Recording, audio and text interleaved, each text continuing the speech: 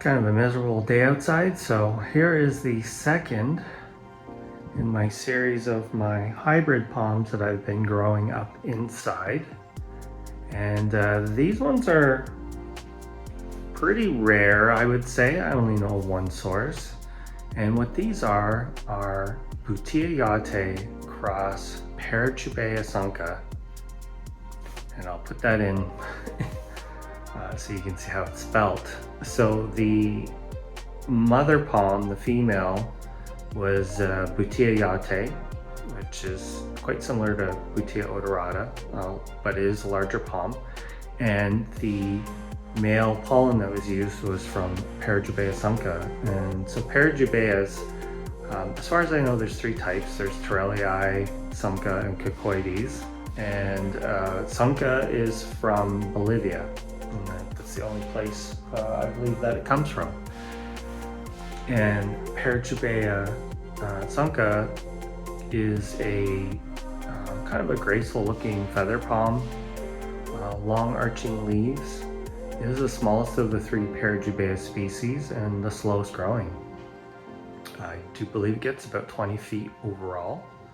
And that's a good palm for people in California who have smaller yards. So when I bought these, I had a choice of picking Butia Yatay, either crossed with Parajubaea torrellii or the sunkha.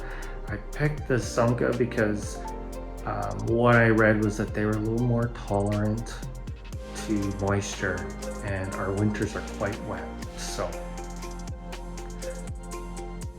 there's one person in particular that watches my videos who has his own YouTube channel, and I know he loves measurements. So the palm on the right, when I lift the fronds up, it measures 45 inches from the soil line, and the palm on the left is only 32.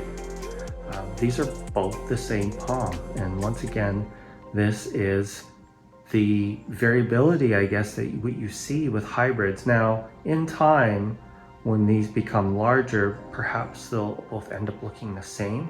But right now, as you can see, the one on the right has gone fully pinnate, and the one on the left has that kind of Windows effect. I do believe this one on the right was the bigger of the two when I first received them, but you can see that these fronds are not separating all the way up, and kind of an interesting look. The new spear, eventually it will grow out of that, but the new spear, no idea right now what's going to happen with these. So Butia Yatay is a palm that I can grow in my climate. The Parajubaea is one that I cannot. I know people have tried, and I know people have failed, so I'm not sure if anyone's had luck with the Parajubaea sunkha in Northern Oregon or Washington. But what I'm hoping is that the genetics from the Butia will improve the cold hardiness, so it will be like similar to like your standard mule palm, which is a Butia crossed with a queen palm. You know, queen palm, that's a real tough grow here. Butia is good, and the mule palms seem to be quite good. So I am going to let these grow larger before I attempt them. I bought two because one, I want to have more than one, data point, but if I lose one, then I'll have a backup. So let's look at the first one here, the bigger of the two. You can see it's got quite a long, thin trunk. It started out with strap leaves like you would expect. It did do that kind of windows or stained glass windows, whatever you want to call it, effect, but very quickly came out of that. These are quite thin, narrow, and floppy, very floppy fronds. Now, is that a result of it being grown inside? It's not getting as much sun. The intensity of the light I provide is not as intense as the sun. I'm not sure. So I'm just gonna come back a little bit here. There you go. And here we are, the one on the left. Similar, very similar trunk, I would say, but you know, you can see it's still throwing out these interesting looking leaves. They kind of get tangled in one another a bit. That's okay.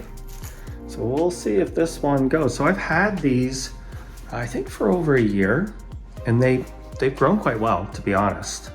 There definitely seems to be some hybrid vigor going on here. I do have some Jubaea, just actually some regular Jubaea chilensis.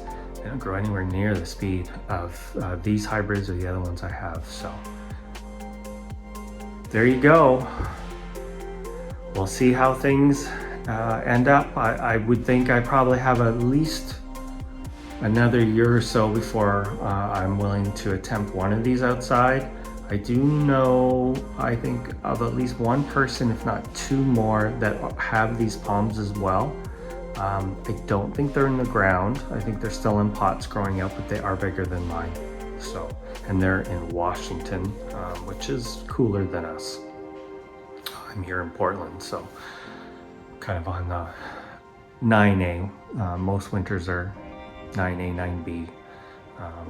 Every once in a while, I guess we get an 8B. This year we went down to 19 degrees one night, so that just gets us into the 8B zone.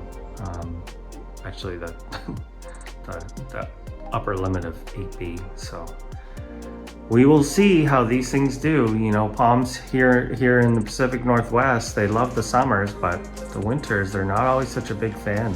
They're staying cool and wet for a few months really seems to affect many of the palms that we should be able to grow in a negative fashion, like the Washingtonia. Anyway, there you go. And maybe I'll do an update in another 6 months or so. Thanks for watching.